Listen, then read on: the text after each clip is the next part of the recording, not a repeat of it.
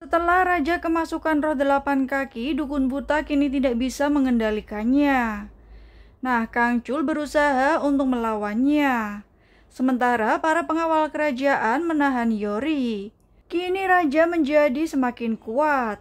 Hal itu tentu saja membuat Kang Chul sangat kewalahan. Tetapi akhirnya Kang Chul harus mengeluarkan kekuatan aslinya sebagai Imogi. Kini roh 8 kaki tidak bisa untuk melawan Kang Chul. Kang Chul buru-buru untuk menyerangnya. Pada akhirnya roh 8 kaki akhirnya keluar dari tubuh raja. Melihat hal itu, Yori buru-buru mengambil pisaunya dan juga membacakan mantra kepada roh 8 kaki. Hal itu membuat dukun buta tidak bisa untuk melawannya. Dan roh 8 kaki pun akhirnya diserang oleh Kang Chul menggunakan pisau dan juga menghilang. Tiba-tiba hujan pun turun. Kini mereka sedikit bernafas lega karena roh 8 kaki menghilang. Pangeran Yiguang pun terlihat pingsan. Setelah tabib istana memeriksanya, dia pun akhirnya pergi. Sementara raja yang belum pulih sepenuhnya sangat marah dengan apa yang dia alami. Raja sangat kesal dengan Kang Chul yang berani menyentuh pangeran. Di sisi lain, Kang Chul dan juga Yori sedang dikurung di dalam gudang. Kang Chul terlihat kesakitan karena sebuah panah menancap di dadanya. Yori pun akan mengeluarkan panah tersebut, tetapi Kang Chul merasa sangat sakit. Ternyata Yori masih membawa bubuk bunga lavender yang dulu akan digunakan untuk mengobati kaki Yongab. Kali ini dia pun menggunakan bubuk bunga itu untuk mengobati luka dada Kang Chul. Nah, kemudian dia mengambil perban yang ada di gudang tersebut. Kang Chul mulai merasa ada sesuatu yang berbeda, dia pun terlihat sangat malu. Nah, saat Yori semakin mendekat, Kang Chul tidak bisa menahan perasaannya dan menyingkirkan Yori. Kang Chul bertanya apakah rencana Yori selanjutnya. Yori pun mengungkapkan keinginannya untuk tetap berada di istana dan juga menyelamatkan roh dari Yongab. Mendengar hal itu, Kang Chul sangat kesal karena kali ini target dari roh 8 kaki adalah Yori. Selain itu, Yongab juga sebenarnya membohongi dan juga hanya memanfaatkan Yori. Tetapi Yori berpendapat lain. Karena dulu ketika Yori ditindas oleh penduduk desa, satu-satunya orang yang membelanya adalah Yongab. Dan satu-satunya orang yang mengatakan bahwa itu bukanlah salah Yori ketika ada bencana. Dia merasa Yongab lah yang bisa membuatnya bertahan hingga saat ini. Tiba-tiba raja datang. Raja langsung mengeluarkan pedangnya dan juga mengarahkannya kepada Kang Chul. Raja tahu bahwa dia bukanlah Yongab. Nah, di sisi lain, Pangeran Yiguang akhirnya tersadar dari tidurnya. Pangeran Yiguang mengatakan bahwa dia harus segera menemui raja. Kang Chul menjelaskan jati dirinya di mana Yongab sudah meninggal. Saat itu, Yongab dibunuh oleh bawahan Menteri Peperangan Kwak Sang Chung. Raja pun murka dengan pernyataan Kang Chul dan meminta dia mengatakan yang sebenarnya. Karena Kang Chul juga sudah berani menyentuh keturunan kerajaan. Tiba-tiba Pangeran Yiguang datang dan memohon kepada ayahnya agar tidak menghukum mereka. Karena mereka sudah membantu mengeluarkan roh jahat dari tubuhnya. Raja pun terharu karena Pangeran Yiguang sudah kembali normal dan terlepas dari roh jahat. Kini Pangeran Yiguang pun bisa tidur dengan tenang. Sementara Raja bertanya kepada pengawalnya bagaimanakah kondisinya saat dirasuki oleh roh jahat. Pengawal menjawab bahwa saat itu Raja terlihat sangat kuat. Tetapi Raja tidak mengingat tentang duel itu. Saat perjalanan pulang, Kang Chul terlihat lemas dan juga terjatuh. Dia saat ini hanya membutuhkan air. Karena sebenarnya Kang Chul adalah seekor ular hitam. Setelah berendam di dalam air, Kang Chul merasa lebih baik. Yori melihat ke arahnya dan Kang Chul pun merasa malu. Kemudian Yori kembali bertanya apakah Kang Chul benar-benar tidak membunuh Yongab. Dengan ketus, Kang Chul hanya meninggalkan Yori. Kini Yori bersedia untuk menyerahkan tubuhnya kepada Kang Chul dan juga melayaninya. Karena Yori membutuhkan bantuan Kang Chul untuk mengalahkan roh 8 kaki. Tentu saja hal itu untuk menyelamatkan roh Yongab. Kang Chul kesal mendengar semua pernyataan Yori dan dia pun kemudian pergi. Nah, keesokan harinya aktivitas Pangeran Yiguang juga terlihat normal. Dia sedang belajar bersama ayahnya. Pangeran Yiguang juga terlihat sangat cerdas saat menjawab beberapa pertanyaan. Sementara itu, Ibu Suri datang untuk menemui Pangeran Yiguang yang ternyata sudah sembuh. Dia kaget melihat kondisinya yang saat ini. Ibu Suri pun meminta Pangeran Yiguang untuk mendekat kepadanya. Saat Pangeran Yiguang memeluk Ibu Suri ternyata tidak lagi mencium bau busuk di badan Pangeran Yiguang. Dan bau itu benar-benar menghilang. Ibu Suri murka dan mendatangi dukun buta. Dia bertanya apa yang sedang terjadi. Dukun buta tidak tahu, tetapi ada seseorang yang mengganggu mantranya hingga menyebabkan roh 8 kaki mengalami cedera dalam.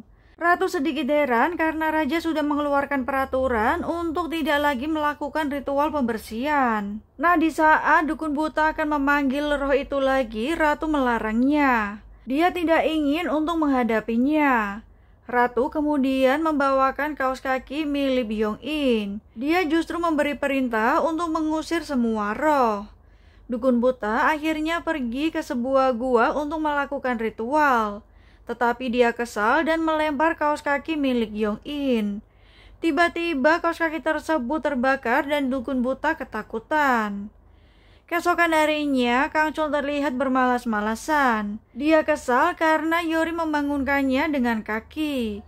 Tiba-tiba Yori memberikan permen kepada Kang Chul yang membuatnya sangat senang dan juga gembira.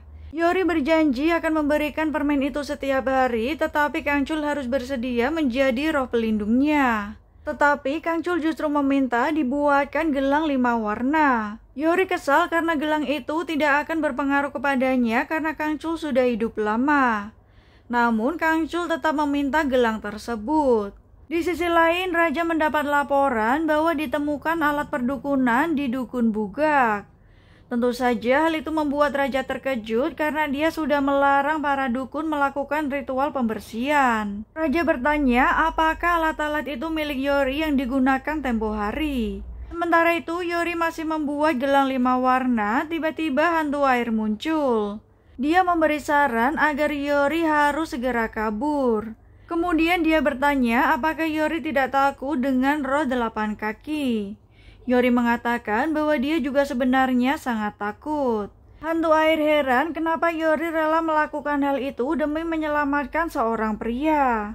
Yonggem juga terlihat sangat senang karena Yori membuatkan kacamata untuknya. Saat Yonggem akan pergi, Kang Chul mendengarnya dan meminta dia untuk membuatkan makanan. Melihat kelakuan Kang Chul, Yori sangat kesal karena memperlakukan Ibu Yongap seperti pelayan. Dia pun memukul Kang Chul hingga Kang Chul kesakitan. Yori melihat sepatu Kang Chul juga terlihat sangat kotor. Tiba-tiba pengawal kerajaan datang dan membawa mereka pergi. Raja menuduh bahwa Yori lah yang melakukan praktek ritual perdukunan di Gunung Bugak. Raja berterima kasih atas jasa Yori, tetapi dia juga harus menerima hukuman. Selain itu, Raja juga mencabut gelar dari Yongap. Dia mengusir mereka berdua untuk keluar dari ibu kota. Yori menegaskan bahwa alat perdukunan itu bukan miliknya. Dia memperingatkan bahwa roh 8 kaki juga akan segera kembali. Kini Yori dan juga Yongap akhirnya dibawa untuk keluar ibu kota. Mereka dibekali beberapa uang koin. Yori pun berpesan kepada pengawal untuk menyampaikannya kepada raja agar raja selalu membawa kacamata pelindungnya untuk terhindar dari roh kaki 8. Setelah para pengawal pergi, Yori mulai penasaran siapakah orang yang melakukan praktek perdukunan tersebut. Ternyata itu semua adalah ulah dari Kang Chul. Kini Kang Chul pun menyarankan agar mereka pergi ke kota lain. Tetapi Yori mempunyai rencana lain untuk menemui Biksu Gasop dan mengambil alat perdukunan neneknya. Dia juga harus mencari tahu dari manakah raja mendapatkan batu pelindung tersebut. Di sisi lain, Ibu Suri mengunjungi putranya yaitu Pangeran Yong-in yang terlihat ketakutan. Itu semua berawal ketika Pangeran Yong-in melihat arwah dari Dayang yang sudah meninggal. Ibu Suri pun akhirnya mengetahui bahwa Dayang yang meninggal di sumur adalah ulah dari Pangeran Yong-in. Ibu Suri marah karena Pangeran Yong-in kembali membuat kekacauan serta mengatakan bahwa dia adalah anak yang tidak berguna. Kemudian Pangeran Yong-in menaiki kudanya dan menuju ke suatu tempat. Ternyata dia pergi ke rumah keluarga Dayang yang meninggal tersebut. Ternyata Dayang yang menjadi hantu air itu bernama Ok Im. Pangeran Yong-in sangat kesal dengan keluarganya hingga memukulnya berkali-kali. Di lain sisi, Yori sedang menuju ke tempat biksu Gasop. Tiba-tiba Kang Chul menghilang. Yori merasakan ada sesuatu yang aneh. Dia pun buru-buru berlari, tetapi ternyata ada seekor harimau yang akan menerkamnya. Yori ketakutan, tetapi tiba-tiba cahaya petir muncul. Dan tak lama Kang Chul datang, ternyata dialah yang melindungi Yori dari harimau tersebut. Malam hari pun tiba. Kang Chul dan juga Yori akhirnya bermalam sejenak. Karena mendengar Kang Chul kelaparan, Yori pun mengeluarkan permen yang dia janjikan untuk Kang Chul. Tentu saja Kang Chul sangat senang dan juga memakannya. Yori merasa bahwa kejadian harimau tersebut bukanlah hal yang pertama kali. Dia merasa dulu juga ada harimau yang tersambar petir saat dia berada di hutan. Kang Chul mengatakan bahwa Yorilah yang memberi harapannya untuk menjadi seekor naga. Itulah kenapa dia melindungi Yori dan melakukan hal tersebut. Tiba-tiba Kang Chul merasa panik karena kehilangan permennya. Dia merasa ada seseorang yang mencuri permen itu. Kang Chul buru-buru mengejar orang itu dan juga menghentikannya. Ternyata seorang kakek-kakek yang mencuri permen Kang Chul dan juga membawanya pergi. Namun ada orang lain yang juga mengikutinya dan dia adalah seorang biksu yang memakai tongkat. Dia tahu bahwa Kang Chul bukanlah seorang manusia. Di sisi lain, Yori mencari Kang Chul dengan mengikuti arah petir. Tiba-tiba kakek tua memakan permen Kang Chul dan membuat Kang Chul sangat panik. Hingga akhirnya dia pun pingsan karena dikalahkan oleh biksu tersebut. Kang Chul dibawa ke suatu tempat dan ternyata itu adalah tempat biksu Gasop. Selain itu, Yori juga memberitahu bahwa Kang Chul adalah siluman ular hitam. Nah, saat Yori mencari alat perdukunan milik neneknya, biksu Gasop mengatakan bahwa dia menguburnya di puncak Gunung Naibul. Dan kakek tua yang memakan permen Kang Chul adalah guru dari biksu Gasop. Sementara itu, Pangeran Yong-in akhirnya kembali ke istana dengan keadaan mabuk. Dia pun menyuruh Kasim untuk segera pergi. Di saat bersamaan, dukun buta juga menjalankan ritualnya.